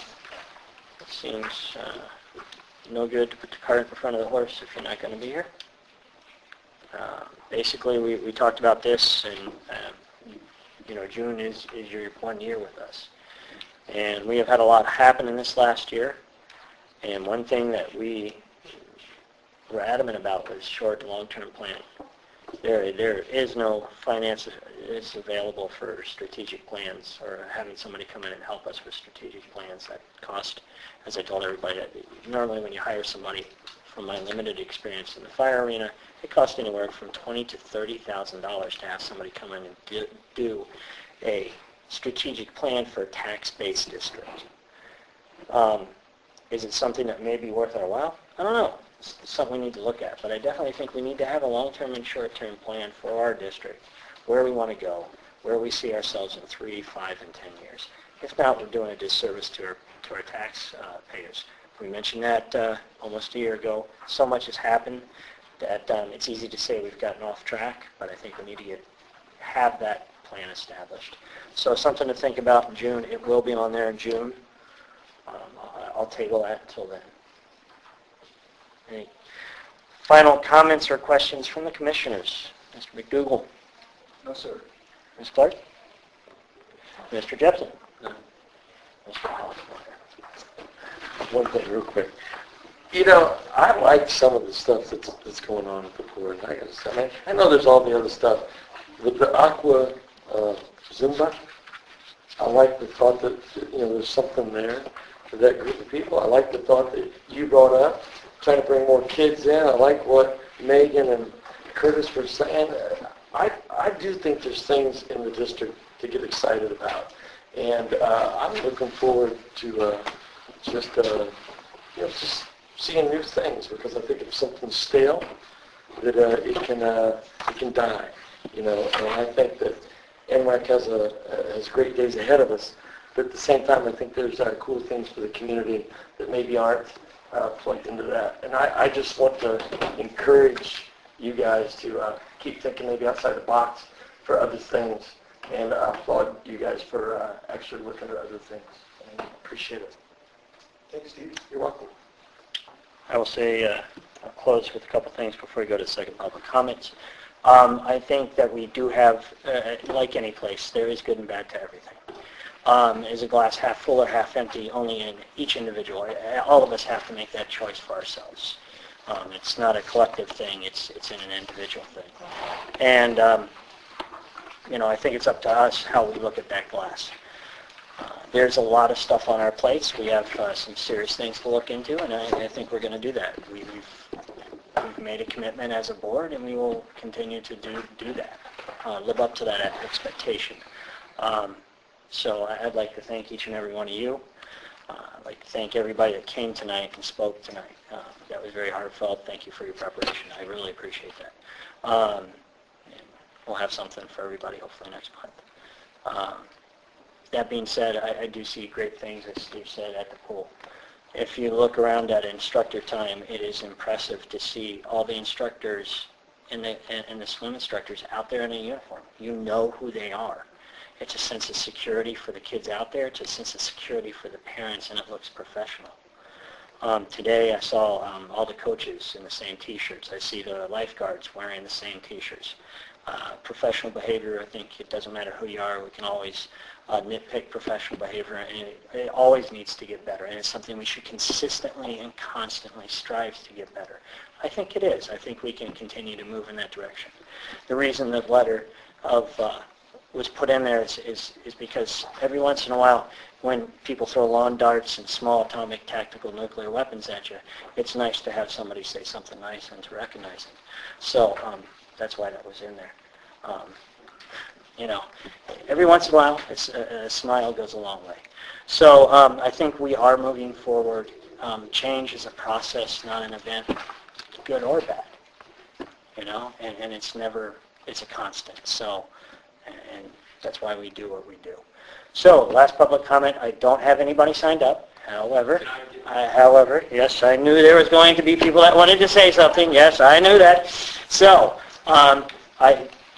Kurt, since you were the first one to jump at that, would you please go ahead and... Sure, an awful sound. That's fine. We can, Mr. I was Huffer. curious about the checking account. There was such a big deal when Neil was here. And Director Walker says he goes and talks to the auditor. Well, he's actually talking to the chief deputy. Not the auditor, it's Sheila Kreider's the auditor. Hannah McCord is the chief deputy. And she told him that separate checking accounts off limits. That's what brought up this whole thing going after Neil. Partly, or whatever else, I don't know. But I just want to know who gave approval to use that checking account for these meat fees. Was that your investigative auditor? Okay, Kurt, it's not an open dialogue, so you can make the comment and throw it out there. Keep going. I'm not stopping For you. you guys to Okay. look into. Okay. What auditor approved that? And why is the account down to $10,000? That's, if that checking account is off limits. And we had a big to-do out here in November about this. Okay. And I brought the fact up about that checking account at that time. Okay. So, is that clear? As well? Because that's, you know, and the only reason this comes up is there's public record request for Okay. where the meat fees have come from.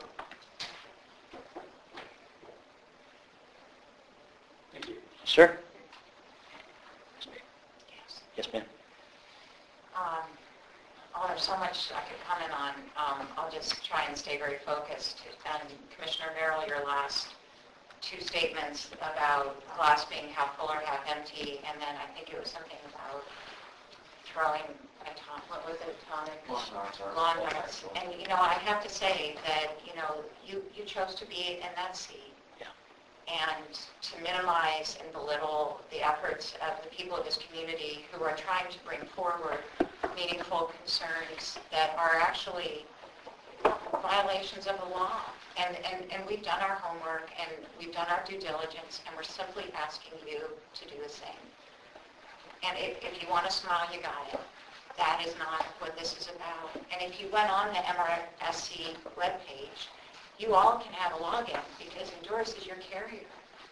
Every policy in the state of Washington is on there. You don't have to recreate the wheel. There's policies from City of Anacortes, other, you know, little teeny cemetery districts, other park districts. You know, use what's good. Don't try and sit here and figure it out yourself. All the laws are out there. There's no need to feel like you don't know what to do. Everything is there for you. And anybody who chooses to be a part of a public agency has an obligation. It is not an option to do that. So I encourage you to take, you know, Mr. Hufford just brought forth, you know, I didn't see you write it down, Commissioner Merrill. You know, these are really significant concerns that are being brought forward about what's happening in our pool. And we're asking you to take them seriously. I didn't write it down because you have audio, and I don't want to miss something. And I can listen to it over and over again. So just because we don't write it down doesn't mean that we're not listening. It's just to let you know that. And Carolyn, I'm sorry you feel that I was belittling you. All I was saying is that, you know, I was trying to lighthearted the fact that we've taken a lot of verbal abuse with some very serious issues. I'm not belittling any of the issues. Sean, do not classify it as verbal abuse. Again, you chose to sit in that seat. Right. And we sat here tonight and we presented to you information. Yeah. We didn't call you names. We didn't make fun of you. We presented information to you, factual information to you. So I think just be very careful about what you send back over the table this way, okay? Understood. And I wish everybody was as professional as you have been.